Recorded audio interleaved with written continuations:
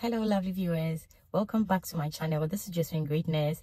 In today's video, I'm going to share with you tips to passing your assessment station in the Midwifery Top 2021 OSCE exams. If today is your first time meeting me, guys, it is nice meeting you. Don't forget to hit on the subscription button and on the notification bell so that you don't miss any of my videos. To my return subscribers, guys, thank you so much for always coming back to watch my videos. If you are ready for the video, let's go straight into it. Remember, this is not just a story. This is our future. The number one tip I would love to talk about is your timing. I always advise candidates that if you know everything in the particular station you are doing, you are being assessed on, but you are not able to finish it on time, it is definitely a go back. You are going to go back to resit it again. So whilst you are learning or practicing on your own, do well to practice with the timing at the back of your mind. So what I will advise you is that the assessment station is 20 minutes. So whilst you are doing your personal practice or your personal training, do well to aim to give yourself at least 2 to 5 minutes grace period. So make sure you train yourself to finish that station within 15 or 18 minutes, so that even in the exam atmosphere where there is nervousness and stuff, you will be able to finish in the designated 20 minutes you are that is allocated to that particular station. So the number two that I would talk about is read the scenario very well to identify what case you are going to be assessing, whether it's antenatal, labor, or postnatal. Because if you don't read the scenario well, I say this because before you start that station, your assessor is going to read through the scenario to you before you are given the opportunity to start the station. So while the assessor is reading the scenario to you, she's not going to start the timing. It's not part of the timing. If you are able to hear everything that the assessor has said, fair enough, you can start, the station when your timer is, started. But then, if you feel you didn't really get what the assessor read and the timer she asks you to start, and so the 20 minutes starts, just take a few seconds, quickly glance through or read through the scenario. Don't glance, please. Read the scenario and get to know whether this is an antenatal case, this is a labor case, this is a postnatal case. Because depending on what case it is or what the scenario is asking you to do, you are going to know whether you are going to use the Meals chart or the pantograph. The third thing I want to talk about is whilst practicing, use the marking criteria. Use the marking criteria. Don't practice and miss the marking criteria outside of the marking criteria, because the marking criteria is what the assessor is marking you with, okay? And God being so good, NMC UK has put the marking criteria for each station on your center website. So after you've, registered for your exam, I think the first thing you have to do is to go on your OSCE Center website and download the marking criteria. And from the day one that you start practicing, practice with the marking criteria, because that marking criteria is what the assessor is using to mark you. So if the first marking, if the point one says wash his hands with soap and water according to WHO guidelines, but you don't do it, the assessor is going to put a wrong there, meaning you missed that step, you didn't do it, okay? If you did it, then she's going to mark you correct. So the marking criteria is what, all I'm saying is that the marking criteria is what the assessor is using to mark you. So as to whether you are going to pass the station or not, it depends on you doing everything that is indicated in that marking criteria. Because if you don't put on your personal protective equipment, she's going to put wrong there. If you don't assess the woman per the marking criteria, whatever step you miss, she's going to put wrong. And that's wherever you got those wrongs and stuff you missed, those steps that you missed, that is what is going to make you go back. Because always the feedback that comes back makes you know that, oh, okay, I missed this step, that is why I have to go back and write it. And then the fourth step is always confirm your patient's history against the document you've been given. So in the assessment station, you're going to have a document. In other words, in real life, it's like the patient's notes. Okay, so if the scenario said patient is gravida 1 para naught, she is 38 weeks and all that, throughout supporting OSCE candidates, pre-registered internationally educated midwives, I've realized that most of you guys because of examination nervousness and pressure, instead of you confirming almost everybody. I would say 80% of the candidates that I have ever trained or supported to pass their OSCE, during the mock, during the training, when I go like, okay, do what I've trained you to do, let me see what you've done, they mostly miss the history taking. So in the assessment station, all the stations in the OSCE exams, we use the S-bar, okay, to, you know, hand over or to confirm the situation or the scenario. So that is where in the assessment station is the S-bar. The history taking is what is going to help you use the S-bar to confirm your patient's complaints or whatever the patient came to the hospital with. So make sure you confirm the history against your documents. So before you start any assessment at all, remember the station is assessment station. So you are going to assess the patient from head to toe in relation to the scenario, whether it's an antenatal case, a labor, or a postnatal case, the previous, you know, tip I just gave. So when you take your documents, just confirm with the patient before you start anything. All right. And I'll add this to it that when you enter into the scene where the patient is, the first thing to do is to confirm you are with the right patient, okay, against a wristband, against what the patient tells you, plus your document.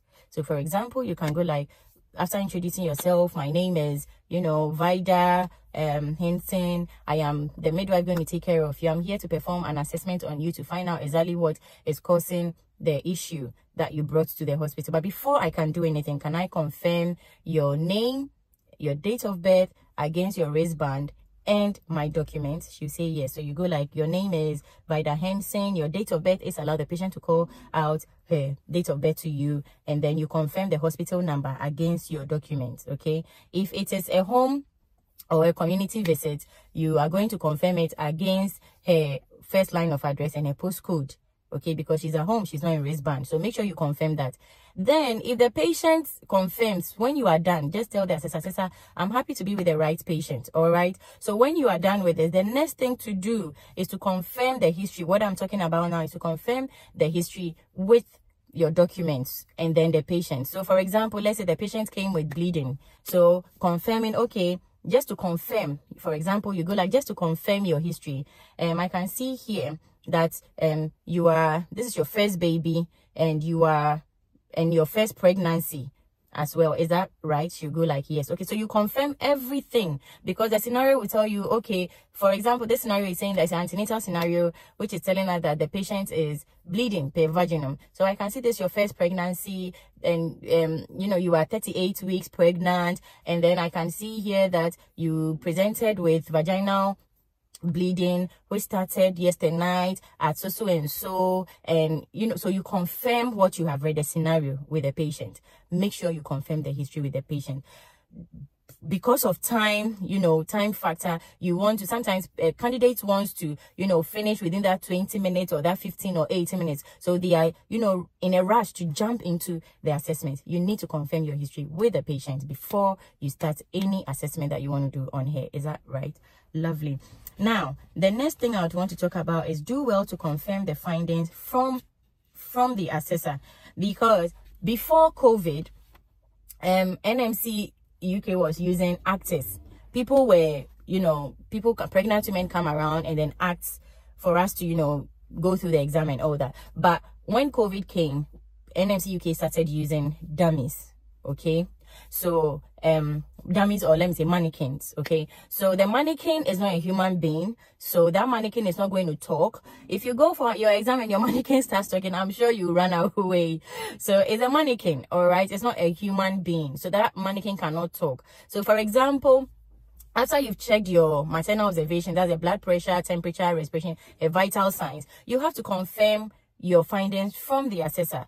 Okay, so if you are done with your abdominal palpation, don't assume and say that, okay, I'm going to measure my standardized finder height and I can see it is 38 centimeters. That mannequin is not pregnant. That mannequin doesn't have, you know, a bulgy abdomen. So how were you able to? That means you are lying in other sense. So just confirm from the assessor when you are done. Okay, I'll put it here and drop it there. Today, I'm not going to go into details with, you know, what to exactly to do in the assessment stage. I'm just pinpointing things that will prevent you from going back. All right, so you go like, sister, can you please confirm my standardized fundal height? And she'll tell you. When you are done, maybe you ask her, sister, can you please confirm when you are done with your abdominal palpation, when you are done with the lateral palpations? Sister, can you please confirm the position and the lie of my patient? She'll tell you. Can you please confirm the presenting part? That is after you've done the actual thing. Okay, and then try to be real. Okay, make it as though it's a real life scenario where you are going to talk to your patient. So you are talking to the patient, but then you keep asking the assessor to confirm the findings. That takes us to the next thing I want to talk about. Make sure you are not dismissive of your patient. It is one of the red flags of taking you back to writing the exam, because it's a mannequin we are using. As a pregnant woman, you are going to be confirming findings from the assessor, just as I've mentioned. So in as much as, even though you are confirming, you know, the presenting part, the lie and stuff, don't be dismissive of your patient. So what I advise people that I train or help practice for their OSCE, I go like, to avoid you forgetting yourself and then, you know, concentrating on the assessor instead of your patient. Even when you are asking the assessor to confirm, still keep your eyes on your patient. All right, keep your eyes glued on the patient, assuming that it is the patient that is talking back to you, not the assessor. So look at me, I'm done. Let's say, for example, I'm done with my abdominal palpation, and then I go like, wow, this is my patient. I go like, assessor, can you please confirm the lie of my baby? Then she'll tell you. Okay, rather than turning your back to the patient and go, assessor, can you please confirm? If you don't take care, there is no wrong in, you know, going to ask your assessor. But in this case, if you don't take care, you forget yourself, and then whilst you are doing all the other ones, your attention is off your patient and on the assessor, because obviously we are all humans, and it is normal for a human being to talk to a human being and not a mannequin or a dummy. Do you get it? So to avoid all that, just concentrate on your patient and then keep asking, because the assessor can hear you, and let your voice be loud enough so that the assessor can hear what exactly you are asking here. Okay. And then one other thing I'll add to this point of not being dismissive of the patient is, being dismissive of your patient is a red flag, okay, in the assessment station. So where your patient tells you that I'm in pain, and then you go like, oh, okay, because you are in an examination mood and you are in a hurry to catch up with time, you just forget about what the patient told you. The patient is in pain. Don't be dismissive of her pains, her anxiety, her concerns. She's in pain. So what I say to candidates is that whilst you are going to, you know, confirm your patient, confirm that you are with the right patient, do these 3 things. Okay, don't only confirm the patient's name, date of birth, or address, or anything. Add these 2 to it. So at that point, so that you don't forget yourself, that is a strategy I used, and it worked for me. All right, and that is a strategy I give to my candidates, those that I help train. All right, so when you are confirming the patient's ID band against your document and with the patient, add these 2 to it so that you don't forget. So after you've confirmed the patient, you go like, assessor, I'm happy I am with the right patient. The next thing I ask is, are you allergic to anything? So you don't forget that one. That's number 2. Very, very important, because on that wristband, if the patient is in the hospital, on that wristband, if the patient is allergic to anything, that wristband is going to be red. If the patient is not allergic to any drug, then it's going to be white. The fact that the patient is in white wristband doesn't mean that you should assume the patient is not allergic to anything. It is a red flag not to find out if the patient is allergic to anything, because if I am allergic to penicillin and you don't confirm it with me, because maybe the previous staff that admitted the patient mistakenly put a white wristband on, and you don't confirm with the patient, and you go serving the patient penicillin, oh my God, that patient it's a serious patient safety issue. That patient is going to react. That patient is, you get me? So make sure that after you've confirmed the name, the date of birth, and the hospital number, the next thing to ask is about allergy, irrespective of the color of wristband the patient is wearing. So, are you allergic to anything? Then she'll tell you no. Lovely. If she tells you yes, this is what you are going to say. What are you allergic to, please? She will tell you, okay, penicillin. Then you go like, yeah, I can see from your document here that you are allergic to penicillin. Lovely. And then what does penicillin do to you, or what is the reaction? That's the next thing you ask her. She will tell you rashes. Okay, thank you. Then you go like, whilst you are under my care, I am going to make sure that nothing containing penicillin is either prescribed to you or served to you. Is that okay? So this way, you are not dismissing the patients. You are, addressing things to keep the patient relaxed and reassured that she's in good hands. Do you get me? Then the number 3 thing I add to this is pain. It's pain, so that the patient, you will get to know, because it's a red flag if you are dismissive of the patient's anxiety and concerns. And pain is one thing that is a big concern to patients. So you ask her, are you in pain? Because I can see from my documents. So whilst you are, confirming history, so this comes in. So I can see from my documents that you are in pain. She'll say yes. Even though you have it in the document that it's abdominal pain, confirm with the patient. So that is what I'm talking about. So you go like, where exactly is the pain? Because she may have come in with abdominal pain, but as to the time that you came in to assess the patient, the pain, she's now, headache has also added on to it. Okay, where exactly is your pain? Then she'll tell you abdominal. Oh, okay, lovely. So sorry about that. You are not being dismissive. So you tell her, so sorry about that. Rating your pain from 0 to 10, with 0 being no pain, and so you are addressing the anxiety and the concern of the patient. Do you get me? You are not dismissive. So you go like, how will you rate your pain? With 0 being no pain and 10 being the biggest pain. Or in midwifery, on our meal chart is 0 to 3. So 0 being no pain and 3 being the biggest pain you've ever had. How will you rate it? She'll tell you 3. Oh my God, then that means that you are in a lot of pain. You are thinking about your patient's concern. Do you get that? And then you go like, do you care for any pain relief? I'm spending much time on this side because it says a red flag, which will make you go back if you don't, address it. Then she'll go like, oh, okay, no, I don't want pain relief, or I want pain relief. Then you go like, okay. But because you are doing the assessment now and you are with the patient, you are not going to leave her and go and bring pain relief. So what I train or help my candidates to do is, okay, whilst I'm going to give you some pain relief, but whilst I am here, or between this time to when I bring it, let's do, deep breathing exercises, changing position from one side to the other to help, relieve you a little bit till the pain relief comes. Is that okay? And she'll say, yes, it is okay. You have addressed, you've not been dismissive of the patient. And then what I'll again add to it is that always ask closed-ended questions. Closed-ended questions. Because if you go like, are you in pain? Patient will start talking. Yes, I'm in pain. So you've given her an open, okay, sorry, this is kind of a close-ended question as well. So you go like, give her close-ended questions like, for example, say it's a postnatal scenario. How many times does baby feed? This is an open-ended question. If you don't take it, the patient is going to talk plenty. So what you can do is, after this, you quickly add on, is it 8 to 12 times a day?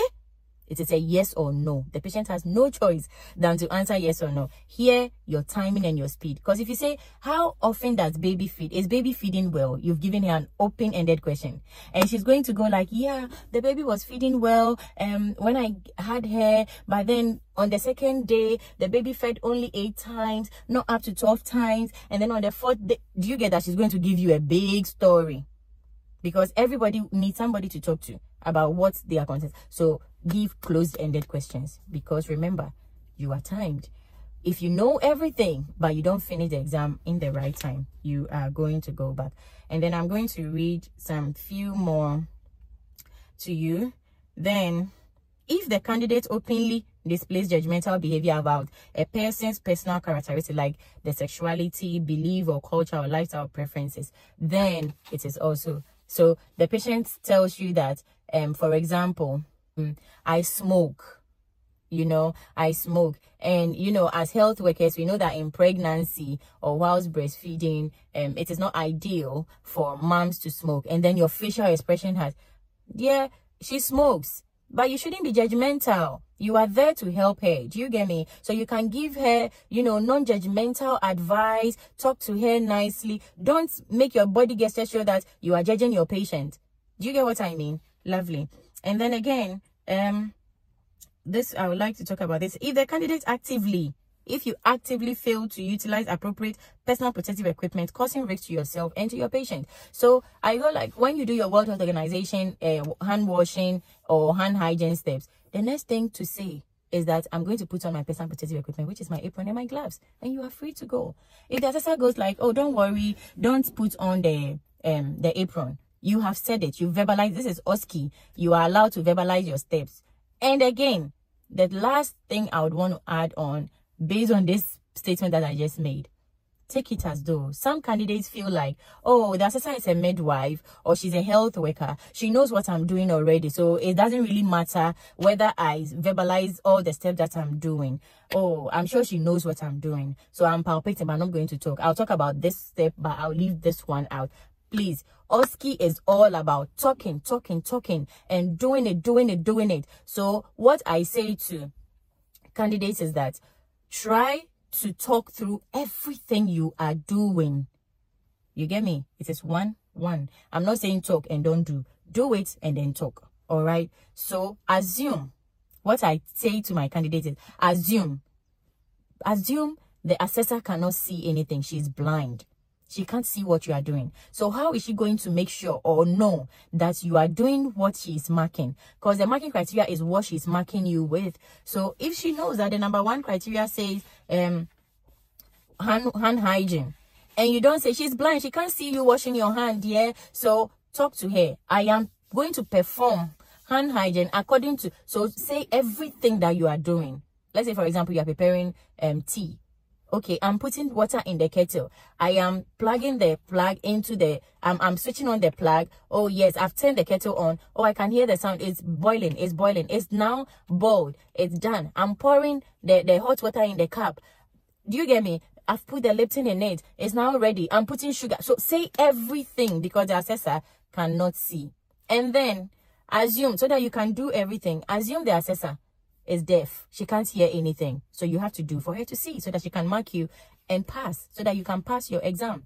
Do you understand? So whatever you are saying, so assume you have 2 assessors. One is blind, the other one is deaf. One can see you, one cannot hear you. So talk so that the blind assessor can hear what you are saying so that she can mark you. And then do it. Do everything you are saying so that the deaf assessor can also hear you. I hope that helps. Lovely. So guys, this brings us to the end of it. If you have any comments, whatever you want me to do, or whatever video you feel I should do to help you pass your OSCE, put it in the comment section below.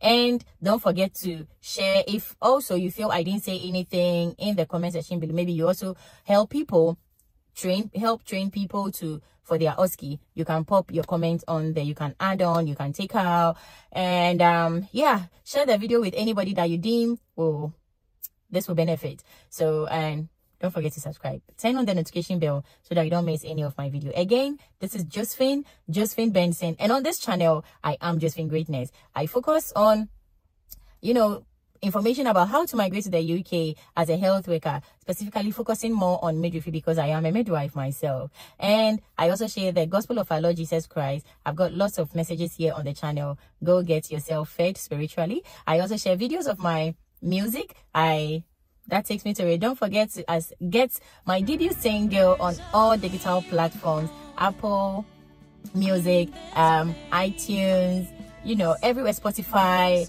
Don't forget to get it. The title is In This Place by Josephine Benson. And to my return subscribers, thank you. If today is the first day you are meeting me, it is so nice meeting you. And if you are preparing for your OSCE, I wish you all the best. If you want me to help you, train you for your OSCE, get in touch. My email address is in the description section below. Get in touch with me via email or on my Telegram channel. The links are in the description section below. It is nice meeting you. And until we meet again in my next video, it is take care of yourself and bye. There's a